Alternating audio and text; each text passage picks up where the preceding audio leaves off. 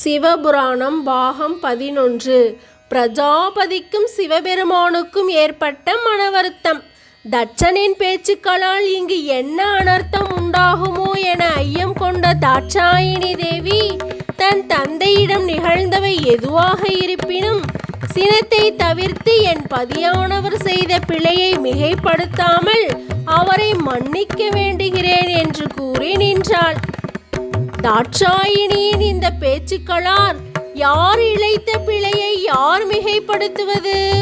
உறவுகளுடன் வாழ்ந்தால் மட்டுமே தெரியக்கூடியவை யாவற்றையும் அறியாமல் சுடுகாட்டில் வாசம் செய்து அங்குள்ள சாம்பலை பூசி பித்தனாக திரியும் உன் கணவன் செய்த தவறை நீர் மறைக்கலாகாது என்று கூறி இனிவரும் நாட்களில் உன்னை காண எனக்கு விருப்பமில்லை என்று கூறி அவ்விடத்தை விட்டு தன் மனைவியான பிரசுதியுடன் புறப்பட்டார் பிரஜாபதியான தட்சன்.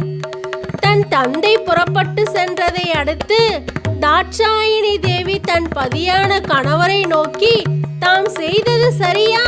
தந்தையை மகன் ஆசீர்வாதம் செய்வது என்பது உசிதமான செயலா என்று கூறி தன் இருப்பிடமான கைலாயத்திற்கு சென்றாள் தேவி. நாரதர் செய்த செயலால் பிரஜாபதியான தட்சன் சினம் கொண்டு பேசியதும் தாட்சாயினிக்கும் சிவனுக்கும் இடையே கருத்து வேறுபாடும் தோன்றியது. இதையெல்லாம் கவனித்த நாரதர், இனி நாம் இங்கு இருந்தால் விபரீதம் நமக்குத்தான் என்று எண்ணி நாராயண நாராயண என சொல்லி அவ்விடத்தை விட்டு மறைந்தார். சத்தியலோகத்தில் இருந்து தேவி கைலாயத்திற்கு திரும்பியதும் கைலாய மலைக்கு சென்றார் சிவன். என்னுடைய தந்தையை நீங்கள் எல்லோர் முன்னிலையில் இவ்விதம் செய்தது சரியா என இருவருக்கும் இடையே உரையாடல் நிகழ்ந்தது. அப்போது சிவபெருமான், என்னில் பாதியாக விளங்கும் ஆதிசக்தி நீர் இவ்விதம் பேசுவது சரிதானா?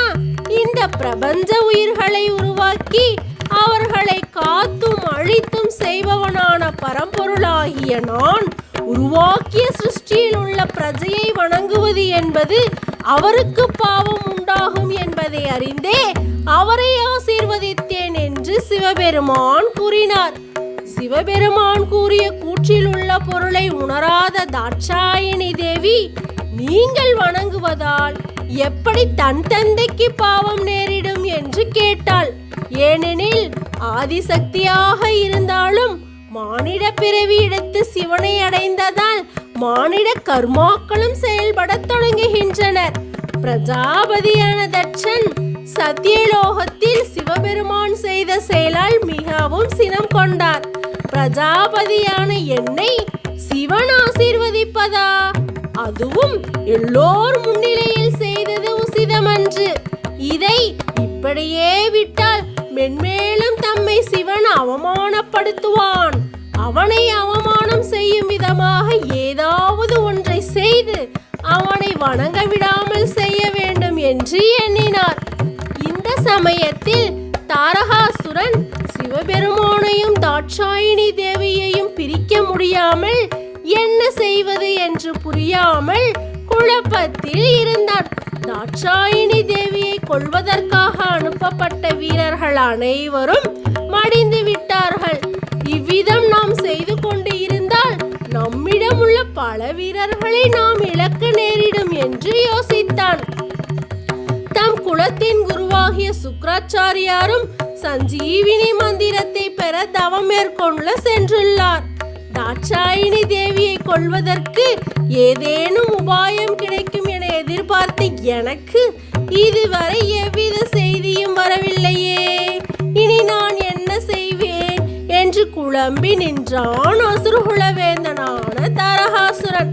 தேவலோகத்தில் இருக்கும் இந்திரதேவன் தேவலோக கன்னிகளுடன் உரையாடிக் கொண்டும் அவர்களின் அபிநயங்களை கண்டும் தனது நேரத்தை செலவு செய்து கொண்டு இருந்தார். இந்திரதேவன் தேவலோக ஒற்றர்கள் மூலம் வந்த செய்தியை கூட செவி கொடுத்து கேட்க முடியாமல் சுகபோகங்களில் மூழ்கியிருந்தான். சிவபெருமான் பிரஜாபதியான தட்சனை விட அதிக சக்தியை பெற்றிருக்கும் என் பாதங்களில் அவர் விழுந்து ஆசீர்வாதம் பெற்றால் அவருக்குத்தானே பாவம் உண்டாகும். அதை தவிர்க்கவே நான் அவரை ஆசீர்வதித்தேன் என்று கூறினார். நன்றி. லைக் பண்ணுங்கள், ஷேர் பண்ணுங்கள், சப்ஸ்கிரைப் பண்ணுங்கள்.